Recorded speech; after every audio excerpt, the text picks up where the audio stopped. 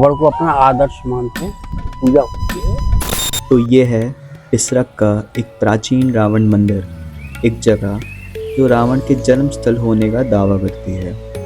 मंदिर की दीवारों पर हिंदू देवी देवताओं और रावण के वंश की मूर्तियां बनी हैं। एक इतिहास जो कहानियों से परे है। जब पूरे भारत में दशहरा मनाया जाता है, यहाँ शोक मनाया जाता है और रावण की पूजा की जाती है। क्या ये सिर्फ एक लोक कथा है या सच में रावण यहाँ जन्मा? आइए पता करते हैं यहाँ के लोकल लोगों से। जब मैं मंदिर पहुँचा, वहाँ के पुजारी ने मुझे रावण और मंदोदरी से जुड़ी कई रोचक बातें बताईं और ये बताया कि वे क्यों रावण को विद्वान मानते थे और क्यों उनकी पूजा आज भी दशहरे पे की जाती है। आप बताइए इस जगह के बारे में, इसके इतिहास के बारे में।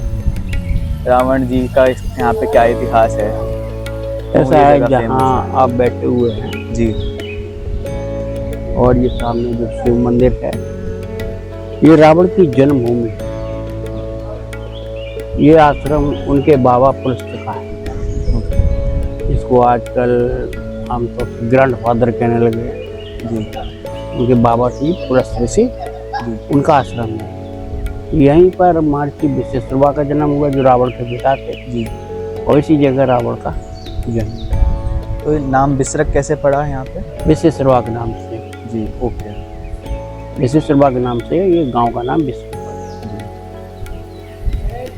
क्या धारणा है रावण के प्रति यहाँ पे? क्या मानते हैं आप लोग रावण को? रावण को अपना आदर्श मानते हैं जी, और एक प्रकांड महाविद्वान ब्राह्मण मानते हैं। बिल्कुल, इसमें तो कोई दो नहीं। समझे?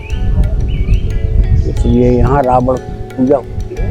अच्छा जी। मैं स्वयं करता हूँ। तो उसकी ही बेटी थी मंदोदरी, जी तो रावण को ब्याह। जी, मतलब ये सच बात है कि मंदोदरी जी। उसको मैदानम के नाम से ही वो मंडेरगढ़ पड़ा था। जी, मंडेर का। हाँ, तो मंडेरगढ़ की ही मंदोदरी थी। जी। तो आप लोग किस प्रकार रावण जी की पूजा की जाती है यहाँ पे? क्या हवन होते हैं या? ऐसा है, हमारे यहाँ एक मूर्ति और भी है जी, जिसको हम साल में एक बार निकालते हैं। अच्छा।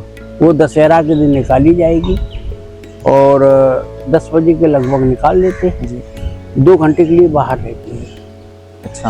हाँ, भगवान शिव का हवन होता है। जी। मुख्य यजमान के स्थान पर रावण को ही बैठाया जाता है।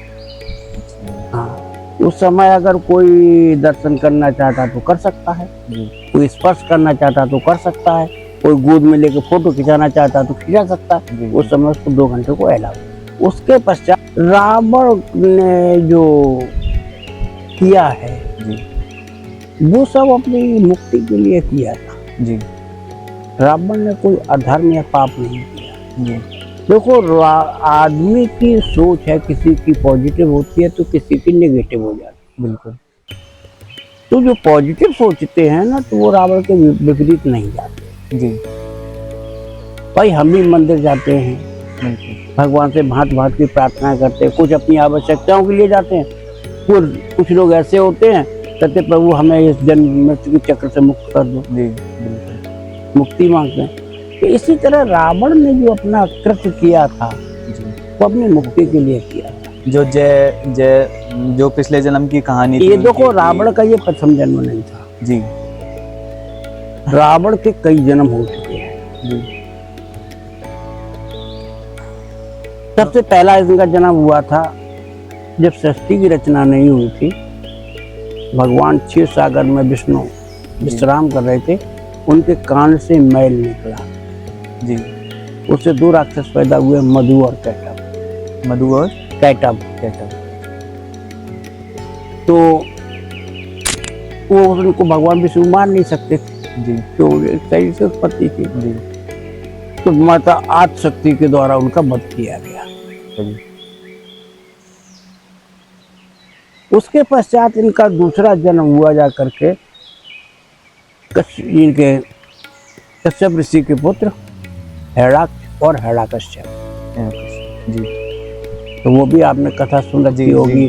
12 अवतार लेकर के उन्होंने हिरण्याक्ष को मारा। जी। जी। और नरसिंह अवतार लेकर के हिरण्यकश्यप को मारा। जब भगवान का सानिध्य उनको मिल गया, स्पर्श मिल गया, तो उनकी मुक्ति हो गई। जी। फिर वो स्वर्ग में भगवान शिव के गढ़ बने, ओके। इनको कहते हैं रक्षक या द्वारपाल, उनके गढ़ बने, जय और विजय। जय और विजय। जी जी मगर नारद मोह में उन्हें भूल कर दिए, नारद जी को हंस कर, जी जी उपहास करके नारद का उपहास किया, और उन्हें भी मालूम नहीं था ये नारद जी है। तो इस कारण से उन्होंने श्राप दिया कि तुम जाओ राक्षस बन जाओ पुनः पृथ्वी पर। तो उन्होंने जो पूछा, ऋषिवर आपने जो श्राप दिया मुझे स्वीकार है, जी मगर मुझे ये बताओ हम मुक्त कैसे होंगे इस योनि से। जी तो उन्होंने कहा इसके दो रास्ते हैं। तो उन्होंने कहा कि कौन सा? कि पहला रास्ता है तपस्या करके उनको प्रभु को प्राप्त करना। उनके ये तो युगों तक चले जाएगी कि हाँ, तो छोटा रास्ता बताओ। तो उन्होंने कहा कि जाओ पृथ्वी पर प्रभु के शत्रु बन जाना, जी बिल्कुल। शत्रु बन जाना, तो उसके पश्चात तुम्हारे लिए प्रभु स्वयं आ जाए। तो उन्होंने ये छोटा वाला रास्ता अपनाया। जी तो वो जाकर के जय और विजय बने, कुंभकर्ण और रावण। तो राम अवतार में उनकी मृत्यु हो। जी। इतिहास की माने तो वाल्मीकि रामायण में कहीं भी स्पष्ट रूप से रावण के जन्म स्थल का उल्लेख नहीं मिलता।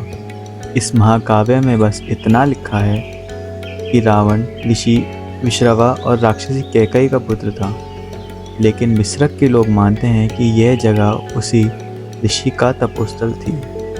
कहीं कहीं कृतिवसी रामायण और तमिल गाथाओं में भी रावण के वंश के अलग अलग रूप से वर्णन मिलते हैं। तो क्या लगता है आप लोगों को, क्या सच में रावण का यह जन्म हुआ था या सिर्फ एक कहानी है? Do let me know in the comment section.